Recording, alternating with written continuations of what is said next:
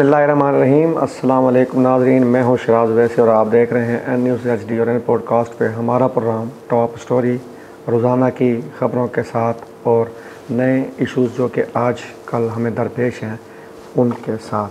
हमेशा की तरह आज मेरे साथ मौजूद हैं मुल्तान के सीनियर सहाफ़ी सैयद यज़दानी गिलानी साहब, जिनके साथ हम आज की ख़बरों पर तबसरे और तज्ज़िये लेंगे। कैसे हैं गिलानी साहब? जी शुक्र अल्हम्दुलिल्लाह, शुक्र आपकी दुआ। सर, पहले आर्मी चीफ साहब की मुद्दत मुलाज़मत तोसीक़ की गई बाकायदा असम्बली से और फ़ज़ाया के सरबराह की भी।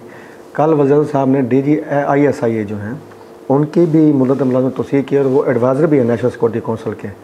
तो सर, ये जो जंग में बनियाल मरसूस की जो हमारी जंग थी उसके सिले में इनकी मुद्दत मुलाज़मत तोसीक़ की गई। इनकी कारकर्दगी इतनी शानदार है कि वज़ीर आज़म ने इनको तोसीक़ दी है। क्या कहेंगे आप इस बारे में?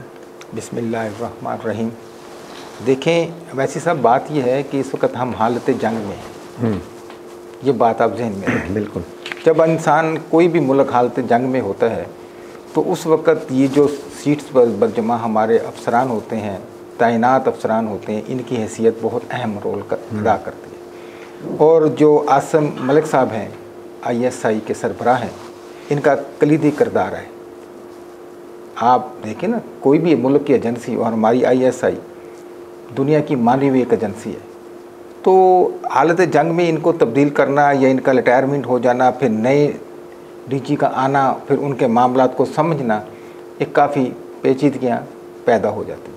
इसलिए मेरा ख्याल है कि गवर्नमेंट ने अच्छा डिसीजन लिया है और ख़ासकर फ़ौज ने भी अच्छा डिसीजन लिया है कि इन्हें कंटिन्यू रखना चाहिए, इन्हें कुछ अर्सा देना चाहिए, ताकि जो मामलात आगे चल रहे हैं इंटरनेशनल दुनिया में भी, पूरी दुनिया के अंदर जो ममालिक क्या करने जा रहे हैं, जंग हम इंडिया तो हमारे सर पे मुसल्लत खड़ा है। अब देखें ना, वो तो बार बार कह रहा है, उसका चीफ कह रहे हैं कि वज़ीर-ए-आज़म कह रहे हैं उन अगर पिछली बार हमने ऐसा किया तो अब ये करेंगे, ये मिसाल दें। अब इन टाइम में, इस टाइम के अंदर अगर हम अपने, जाना तो सब ने है, बिल्कुल कोई शक नहीं, रिटायर होना है, लेकिन इस टाइम के अंदर अगर वो जाते हैं तो कई मामलात में फिर मसले मसाइल पैदा हो जाते हैं। और जब भी किसी मुल्क पर हालत जंग हो, नाफिस हो, तो फिर उसके ये मामलात नहीं देखे जाते कि इसने कब रिटायर होना था और इसने रिटायर क्यों नहीं हुआ।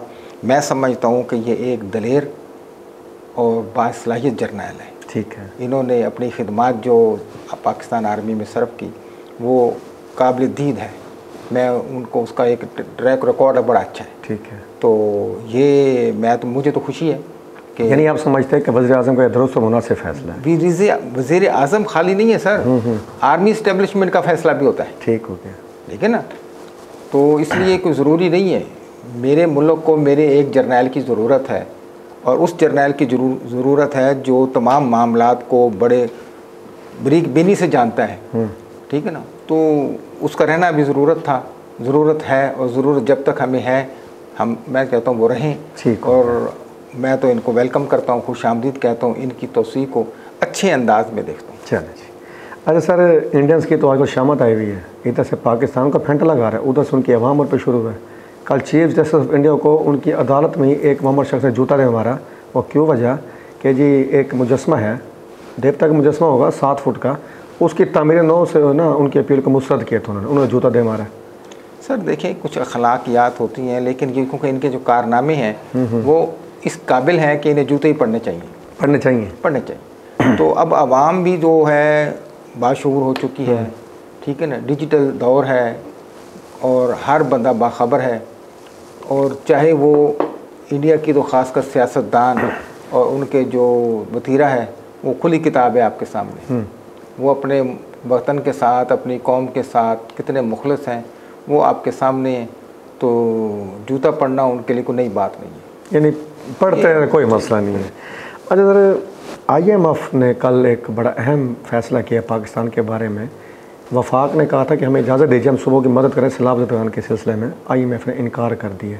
तो आप क्या समझते हैं, पंजाब सबसे ज़्यादा मुतासर हुआ है, क्या पंजाब गवर्नमेंट इस चैलेंज से निपट पाएगी? और उन्होंने 17 अक्टूबर से इमदादी कार्रवाइयों जो चेक देने के ऐलान भी कर दिए, कैसे देखते हैं आप इस फैसले? सर बात यह है कि पहले नंबर पे तो वफाक को इस इक़दाम को पहले कर लेना चाहिए था, लेकिन क्योंकि उन्होंने IMF से दरख्वास्त की थी स्पेशल तौर पर और वो उनकी दरख्वास्त कबूल नहीं हुई।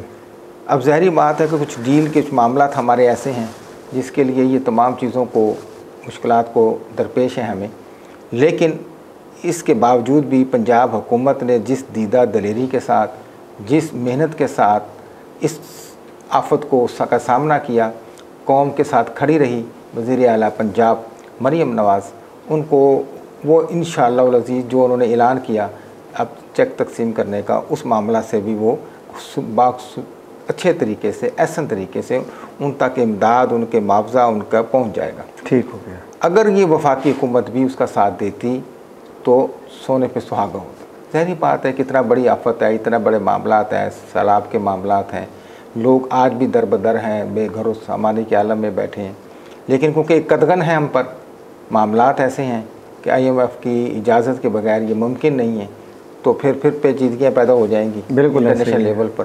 तो अल्लाह खैर फरमाए। जो वज़ीर आला हैं वो बड़े मुतहरक हैं, वो चाहती हैं कि जल्द से जल्द ये लोग अपनी छत इन्हें मैसर हो, इनका जो नुकसान का वो अजाला किया जाए, और दीगर मामलात। और पाक फ़ौज, मैं कल भी मुझे किसी ने बताया कि डोर टू डोर जाकर उन लोगों की फ़रिश्ते मुरतब कर रहे हैं, किसका कितना नुकसान हुआ, किसके क्या रजिस्ट्रेशन हो रही है। तो अगर इस किस्म की एफ़र्ट्स हो रही है तो इंशाअल्लाह मुस्तहिक़ीन को उनका हक़ ज़रूर मिलेगा। सर आप भी कह रहे हैं और दुनिया भी मान रही है, लेकिन PP अभी मानने को तैयार नहीं है। जरदारी साहब वापस आए हैं चाइना से, तो इस्लामाबाद आने की वजह कराची में बैठ गए हैं, नाराज़गी का इजहार शो कर रहे हैं ना, बल्कि मौसम नकवी साहब की तलब कर ली है। तो सर PP को आखिर मसला क्या है, वो क्यों यानी कि एक तरह से ढिटाई पे आ गई है कि नहीं जी हमने तस्लीम नहीं करना पंजाब हुकूमत की किसी अच्छी कारदगी का जिसको पूरी दुनिया मान रही है। देखिए बात ये है, मेरे मानने से ना मानने से कुछ नहीं होगा। ठीक हो गया। उसकी वजह ये है कि चंद जो है ना चंद चौधरी अगर बघियाड़ को शेर कहने लग जाएं तो वो शेर नहीं बन जाएगा, वो बघियाड़ ही रहेगा। ठीक हो गया। ठीक है ना।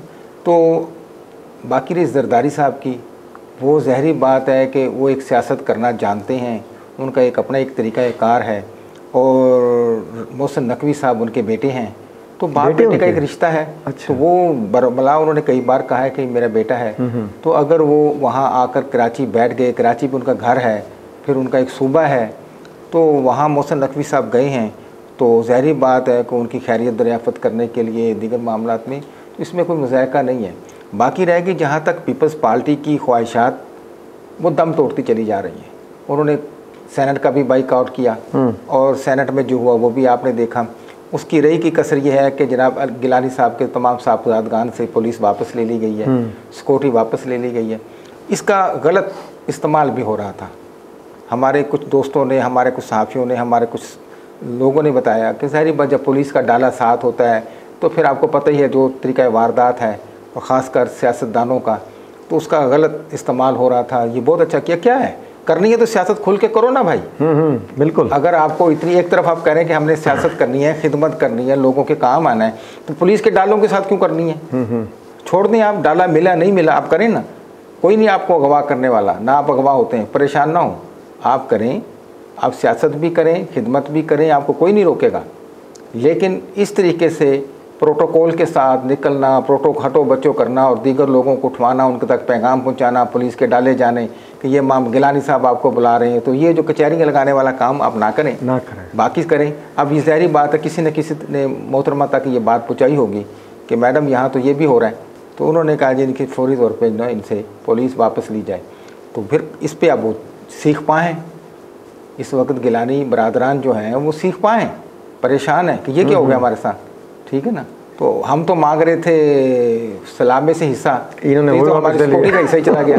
ठीक है ना। तो इसलिए वो सीख पाएँ, और असल में मामलात ये नहीं है, मैं आपको बताता चलूँ, सैलाब ज़दगान के मामलात नहीं है। अब ऐसे सब मामला कुछ और है। मामला ये है, मैं आपको बताता चलूँ कि राशन वाशन का कोई नहीं। ठीक है। अब इन लड़ाई कुछ और है, ना वो बताते हैं ना मैडम बताती हैं, अंदरूनी वजूहात कुछ और है, वजूहात कुछ और है। अब उन्हें भी पता है कि अगर हम उधर से निकल जाएंगे तो हमारी सियासत नहीं बचेगी। अब मरीम नवाज साहबा जो सियासत कर रही हैं, अगर कोई मसला बनेगा तो किसके लिए बनेगा? बिल्कुल ऐसे ही, वज़ीर आज़म के लिए। बिल्कुल। पंजाब तो बिल्कुल खड़ा है, उनकी तो सीटें पूरी हैं, आगे मसला उनका है, शहबाज शरीफ को बनेगा। और अगर पीपल्स पार्टी जाती है तब भी मसला उनका। अब असल में मसला ये है कि अगला वज़ीर आज़म मैडम अपने आप को देख रही हैं, उधर से बिलावल अपने आप को देख रहे हैं, यानी असल सर जंग ये है, जंग कुछ और है। अगले बार प्रोग्राम में मैं आपको और सलाब ज़दगान के कंधे में रख के बंदूक लोग अब खुद नाम नहीं ले रहे, तो मैं भी उसके पीछे उनके कुछ चीज़ों के नाम नहीं लेना चाहता। असल में बिलावल वज़ीर आज़म उम्मीदवार हैं, इधर से मरियम नवाज़ उम्मीदवार हैं। अब जंग वहाँ की हो रही है उस ओहदे के लिए, लेकिन बहाने से ये यूं बहाने तलाश कर रहे हैं। असल बहाना ये नहीं है, असल बहाना कुछ और है। ठीक हो गया। तो इसलिए मैडम जिस तरीके से काम कर रही है, जिस अंदाज से वज़ीर आला पंजाब की काविशें हैं, अमली इक़दामात हैं, मुल्तान की इंतज़ामिया काम कर रही है, डिप्टी कमिश्नर साहब काम कर रहे हैं, वो खराज-ए-तीन तहसीन के मुस्तहिक हैं। बहुत जल्द इंशाअल्लाह लोगों को काफ़ी हद तक रिलीफ मिल चुका है, काफ़ी मिल जाएगा। उनके जो घर हैं, उनके दीगर मामलात हैं, उसके ऊपर भी काविशें जारी इंतज़ामिया की। तो इंशाअल्लाह परेशान ना हो, ये मुश्किल वक्त कट जाएगा। ये आते जाते रहते हैं, वही कौमें हमेशा तारीख़ में याद रखी जाती हैं जो मुश्किल वक्त में खड़ी रहें। अच्छा सर, सैलाब ज़दगान के बहाने मखदूम ज़ैन कुरैशी भी मंजर आम पे आ गए हैं, उनकी वो भी जाग उठे हैं कि ये पंजाब हुकूमत कुछ नहीं कर रही, मेरा वसेब डूब गया। भाई अब तक आप कहाँ डूबे हुए थे जो उभर के सामने आ गए हैं? कल उन्होंने बड़े गर्मा गर्म बयान देना शुरू कर दिए हैं कि अगर गिलानी साहब के बेटे ऐसे करें तो मैं क्यों पीछे रहूँ। ये बेसिकली फसली बटेरे आपने सुना होगा, जी। जब फसल आती है तो बटेरे आ जाते हैं। ठीक हो गया। आम रूटीन में ये बटेरे नहीं पकड़ते। जब फसल काटने का टाइम आ जाता है, ये एक मौसम आता है कि जब ये काश्तकार अपने जाल लगा लेते हैं शिकारी, और बटेरे उनमें फंस जाते हैं। ठीक है ना, तो वो जो बटेरे फंसते हैं उसको फसली बटेरा कहते हैं। एक होता पालतू बटेरा जो हम घंटा घर में बिकते हैं ना, ये फार्मी बटेरे हैं, फार्म में तैयार किए हुए, ये वो है। तो जो फसली बटेरा ना, एक तो उसका रेट भी ज़्यादा होता है, अच्छा, एक ताकत में भी ज़्यादा होता है। वो चीज़ है, ये वो चीज़ है। ठीक है। ये अब निकल आए, नमूदार हो गए, जैसे बारिश के बाद डड्डू आ जाते हैं, आगे पीछे आपको डड्डू नज़र नहीं आएगा, तो उनकी आपको आवाज़ें, उनकी चीज़ें सुनने में, तो बिलों में होते हैं। तो अब ये सब मामला जब अपने मामलात को छू गया, पहुँच गया, लोग आराम से बेचारों ने भूख नांग कट ली और जनाब इंतज़ामिया ने उनकी मददें कर दी, और लोग अब इस पुरसकून ज़िंदगी इसलिए आ गए कि चले आने वाले दिनों में हमारा कुछ मुआवजा मिल जाएगा, हम दोबारा अपनी छत बना लेंगे। तो मासूफ निकल आए ज़ैन कुरैशी साहब। भाई आप पहले किधर थे? इतना अरसा आप नमूदार नहीं हुए, उम्रे पे गए हुए थे, मुल्क से बाहर थे, क्या वजह थी? कोई आपको कोई मामला थे, कोई मैं क्या कहूँ, कोई तकलीफ़ थी, कोई दिल का आर्जा था, क्या मसला था? यूरोप के शहरों पर है सर, जहाँ भी थे। ठीक है ना, तो आप नज़र नहीं आए। अब जब देखा कि मामला काफ़ी हद तक बेहतरी आ गई, पानी खुश्क हो गया, लोग अपने घरों की तरफ वापस जाने लग गए, ठीक है ना, और आपका जो हल्का अहबाब है, आपका जो वो तो इस तरफ है, ठीक है ना, जहाँ आप सियासत करते हैं, तो आपकी सियासत दरबार की सियासत है, आपकी सियासत सिर्फ पेट भरने की सियासत है, पीरी मुरीदी की सियासत है। गरीब से आपको क्या लेना देना है? आप छोड़ें इसको कि लोग सैलाब में डूब गए, नहीं डूब गए, मैंने साथ नहीं। आपके पास इतना पैसा है, अगर आप अपनी 4-5 गाड़ियाँ बेच दें तो अल्हम्दुलिल्लाह कई घरानों के मकानात, उनके कई गांव आबाद हो सकते हैं। तो ज़ैन साहब आप परेशान ना हो, अल्लाह करम फरमाएगा। वज़ीर आला पंजाब अपनी काविशें जारी रखे हुए हैं। अगर कोई आपको तकलीफ़ है, आपको परेशानी है, और आपको कोई चीज़ें ऐसी हैं, आप भी दर्द दिल रखते हैं, इनकी खिदमत करना चाहते हैं, तो पंचतन के नाम पे अपनी 5 गाड़ियाँ इन पर कुर्बान कर दें, जिसका यकीनन ये लोग आपको दुआ भी देंगे और आपके लिए दुआ करेंगे कि अल्लाह ताला हमारे जो है हल्दिल अजीज़ लीडर शाह महमूद कुरैशी की जल्दी रिहाई भी हो जाए। चलिए जी सर, परेशान तो पीटीआई वाले भी आजकल वैसे बहुत हैं। वो ये कि खान साहब ने पीटीआई की बजाय अपोजिशन लीडरों को तकर्रुर किया है, महमूद चरज़ई को कौमी असम्बली में और अल्लामा नासिर अब्बास को सेनेट में, दोनों का ताल्लुक पीटीआई से बराह रास्त नहीं है। खान साहब के इस इक़दाम को कैसे देख रहे हैं? देखिए जी, बात ये है कि जिसका सारी आपने अपोजिशन को दीवार से लगा दिया हो, तो फिर किसी ना किसी को तो लाना है ना। तो ठीक है, उनकी जो मामलात को समझता है, उनकी सैकों को जो समझता है, जो उनके जहन की आगे पजीराई करेगा, उनको ले आएंगे। अब देखते हैं कि ये दोनों साहबान किस हद तक अपोजिशन का किरदार अदा करते हैं और अपने आप को ज़िंदा रखते हैं, इमरान खान की सियासत को ज़िंदा रखते हैं। चलें देखते हैं। चलें जी। अच्छा, एक और परेशानी माशरे में बहुत ज़्यादा आई हुई है। आम सिगरेट्स तो बीते थे स्मोकिंग होती थी, ई सिगरेट्स, इलेक्ट्रॉनिक सिगरेट्स आजकल आए हैं, और आप देखें कि हर ड्रिंक करने के बाद बच्चे बिला धड़क वो सिगरेट पिए जा रहे हैं, और एक सर्वे के मुताबिक 9% जो बच्चे और बालकों से ज़्यादा इस तरह के सिगरेट पी रहे हैं। सर ये जो एक नई आ गई है वबा, इसको रोकने थाने में इंतजामिया का किरदार कहीं नज़र नहीं आता। सर बात ये है अवैसी साहब, ये सिगरेट जो है पब्लिक मकामात पे पी जा रही है, ठीक पार्कों में पी जा रही है, तालीमी इदारों के बाहर पी जा रही है, तालीमी इदारों में भी पी जा रही है, ठीक है, और इसके अलावा तमाम अच्छे होटलों में पी जा रही है। जबकि आपको पता ही है इस किस्म के जो प्लेटफार्म होते हैं वहाँ पर ये ममनू होते हैं, सिगरेट नहीं आप पी सकते। लेकिन क्योंकि ये एक फ़ैशन बन गया कि जी ये कौन सा सिगरेट है, ये कौन सा नशा है, और भाई इससे ज़्यादा नशा और कोई नहीं होगा। लेकिन क्योंकि वो अभी हम इसको नशा समझ नहीं रहे, जब पूरी कौम इसकी लपेट में आ जाएगी फिर ये सोचेंगे सर पकड़ के ये क्या हो गया। और भाई इसका पहला अजाला कर लें। इंतज़ामिया को चाहिए, तालीमी इदारों के सरबराहान को चाहिए कि फ़ौरी तौर पर इसका नोटिस लें। किसी तालीमी इदारे में अगर कोई बच्चा सिगरेट पीता हुआ नज़र आए, ई सिगरेट पीता हुआ नज़र आए, स्मोक करता हुआ नज़र आए, पब्लिक मकामात पर आप ये कहें कि जो नज़र आ जाए, पार्कों में जो पीने उनको पार्क से बाहर निकालें, उनको हवाला पुलिस करें। इसी तरीके वालिदैन भी अपनी बच्चों पर निगाह रखें कि ये क्या कर रहे हैं, क्या इनकी एक्टिविटी है, आते जाते कैसे हैं, इनकी सोसाइटी किसके साथ है, इनके मामलात किसके साथ हैं, तो हम इस बुराई से बच सकते हैं। लेकिन अगर फिर भी हमने ऐसे ही नज़र चुराई, ठीक है ना, तो फिर ये मामला संगीन काबू से बाहर हो जाएंगे। काबू से बाहर। अच्छा, अभी हम बात कर रहे थे मरीम नवाज़ की कारकर्दगी के बारे में कि काफ़ी तहसीन की जा रही है, लेकिन मरीम नवाज़ ने जो इलाकाई सतह पर हॉस्पिटल से उनको अपने नाम से मंसूब किया था, कल विहाड़ी गुग्गू मंडी में मरीम नवाज़ अस्पताल में ही उसी का डिस्पेंसर तड़प के जहाँ बाग को तबीयत नासाज हुई, डॉक्टर मौजूद नहीं थे, बेचारा तड़प तड़प के मर गया। जब वहाँ के डिस्पेंसर का ये हाल है तो आम का क्या हाल होगा? देखिए बात यह है कि जो हमारे डॉक्टर साहबान हैं जिनका दावा है कि वो मसीहा हैं, इनका कोई ट्रैक रिकॉर्ड इतना अच्छा नहीं है। ख़ासकर जितने MBBS हैं, सरकारी डॉक्टर है सर, वो तो शुतर बेमुहार है। इनके ऊपर आप बात नहीं कर सकते। अस्पतालों में लेट आना, ना आना, हफ्ते में चंद दिन आना, चंद घंटों के लिए आना, ये अपना इस्तेहकाक समझते हैं। वो कहते ठीक है, पीछे तमाम मामला डिस्पेंसर चलाता है, LHV चलाती हैं, मिडवाइफ चलाती हैं, ये सारे मामला वो चलाते हैं, वो उनके खाते शाते पूरे कर लेते हैं। तो ये हफ्ते में 2-3 दिन आए, फिर 2-4 घंटे के लिए आए, और अल्लाह अल्लाह खैर जब भी कुछ चेकिंग हुई, मसला हुआ, तो वो कहते हैं जी अभी डॉक्टर साहब निकले, वो इमरजेंसी अभी, ठीक है ना। तो यानी इनका एक फ़िक्र मखसूस है कि थोड़ी देर पहले निकलें।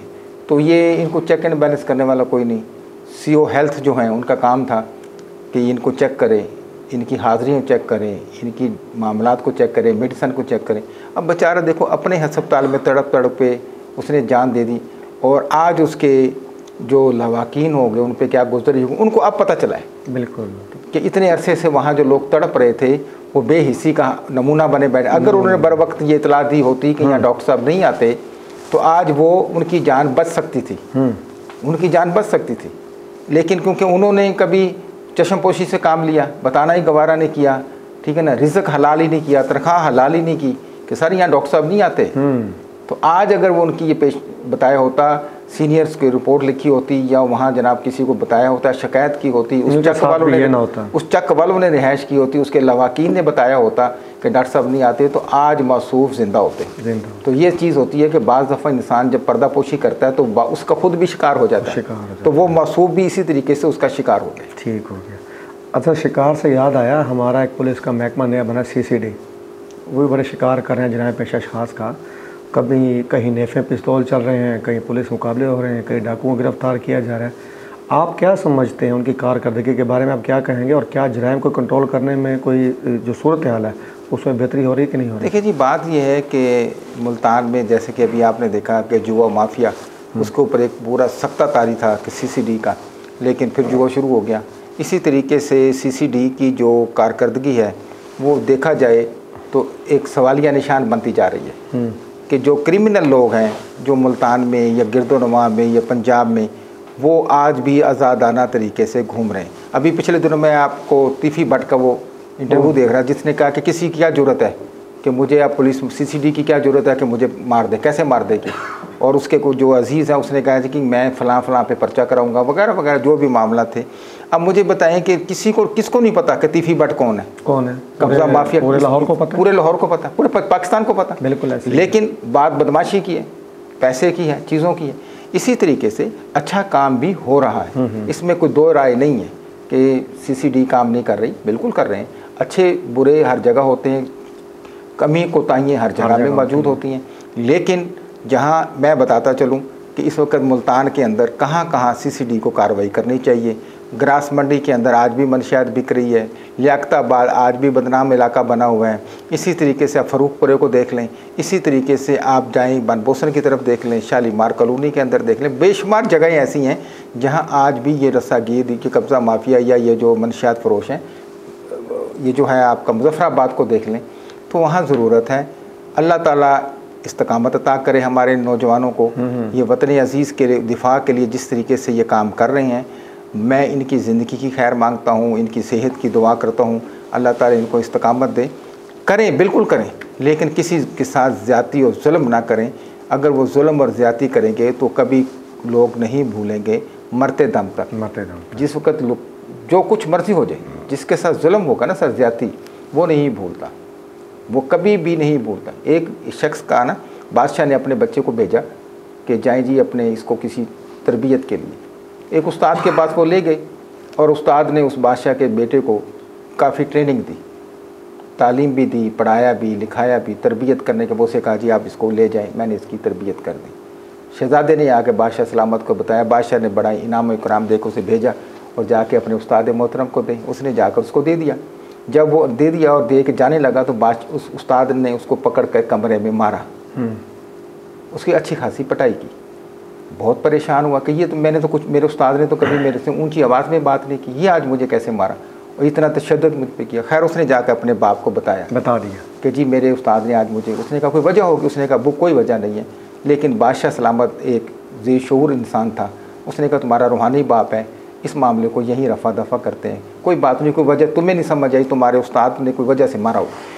तो इस वक्त गुजर गया, 20 साल गुजर गए। 20 साल के बाद बादशाह सलामत की मौत हो गई और यूँ हुकूमत शहज़ादे के पास आ गई। शहज़ादे ने तख्त पे बैठकर पहला हुक्म सादर फरमाया कि मेरे बाप को गिरफ़्तार करके लाया जाए। मेरे उस्ताद मोहतरम गिरफ़्तार होकर बादशाह सलामत में पेश हो गए। तो उसने पहला हुक्म दिया कि आपने मुझे मारा क्यों था? 20। उसने कहा आपको याद है? उसने कहा जी बिल्कुल याद। ना मैं दिन भूलता हूँ, ना रात भूलता हूँ, ना सुबह भूलता हूँ, ना शाम भूलता हूँ, मुझे तो दिन नहीं भूलता, मुझे याद, क्योंकि मेरी कसूर ही कोई। उसने कहा मैंने आज के दिन के लिए तुम्हें मारा था, मुझे पता था कि आप एक तख्त पे बैठोगे। मेरा मकसद आपको समझाना था कि किसी के साथ अगर आप जुल्म और ज़्यादती करोगे तो वो मरते दम तक नहीं भूलेगा। तुम्हें मेरी वो चंद लम्हों की मार 20 साल में नहीं भूली, तो जिसके साथ आप जुल्म और ज़्यादती करते हैं वो मरते दम तक आपको कभी माफ़ नहीं करेगा। लिहाजा हमारी इन इदारों को सोच लेना चाहिए कि वो कब्र तक आपका पीछा करेगी बद्दुआएं और आपको उसकी खमियादा भुगतना पड़ेगा। तो लिहाजा आज हम अपने पुलिस की यूनिफॉर्म में हों, CCD की यूनिफॉर्म में हों या किसी और यूनिफॉर्म में हों, तालीमी इदारे में बैठे हों, वासा में बैठे हों, अपने अख्तियारात का नाजायज़ इस्तेमाल ना करें। इसी में हमारी बका है। सर ज़बरदस्त बात। जाते जाते एक छोटा सा पॉइंट सर, 5 साल रिकॉर्ड टूटा कल मुल्तान में बारिश का। आपने वासा का नाम है तो मेरे ज़हन में सवाल आ गया सर, अब तक पानी खड़ा हुआ है, ये क्या वासा का जुल्म क्यों जारी है? क्या मुल्तान की अवाम भी सारे में याद रखेगी? देखिए बात ये है कि आप खुद कह रहे हैं कि 5 साल का रिकॉर्ड टूट गया। अब ज़ाहिर बात है कि किसी ने इतनी हिम्मत नहीं की या सोचा नहीं होगा कि इतनी बारिश हो जाएगी। और जिस तरीके से अगर ये बारिश हो गई, अब ज़ाहिर बात है इसमें अवामुन नास को भी चाहिए कि वो वासा का साथ दे। ठीक है ना। अगर हम मिलजुल कर उसका साथ देंगे, मिसाल के तौर पर ये 1.5 2-2 लीटर की बोतलें तो अमूमन हमारे घरों में होती हैं, तो हर आदमी अगर 5-5 बोतलें वहाँ से भर कर और ले जाए पानी की और अपने वाशरूम में फेंक दें तो जल्दी पानी सूख जाएगा। तो ज़रूरी नहीं है कि भी सारा काम वासा ने करना है। तो अगर हर आदमी ऐसे, यानी कि ये जंगी मंजर है मुल्तान में और हर बंदा मुजाहिद बनकर बोतल लेकर मैदान में निकल पड़े। ज़बरदस्त। मुजाहिदो उठो, तैयार हो जाओ, बोतलें उठाओ और भर भर के अपने वाशरूम में डालो, साफ़ करो मुल्तान को। सर 5 बंदे सड़कों से उठा लें, 5 हर बंदा जाके 2-4 बोतलें भर ले, दोबारा कोई चीज़ लेने आए फिर 2-4 बोतलें भर ले। तो अब देखिए सारा काम, यानी जो बंदा सब्जी गोश्त या वो लेने जाए तो अपने साथ 5 बोतलें साथ रख के जाए ठेले में। ये होती है इज्तिमाई कौमी जिम्मेदारी जिसकी निशानदेही यज़दानी साहब ने की। नाज़रीन, इससे आगे मेरे पास अल्फाज नहीं है कि मैं प्रोग्राम को मज़ीद चला सकूँ। नए प्रोग्राम में नई खबरों के साथ हाजिर होंगे। अल्लाह हाफ़िज़।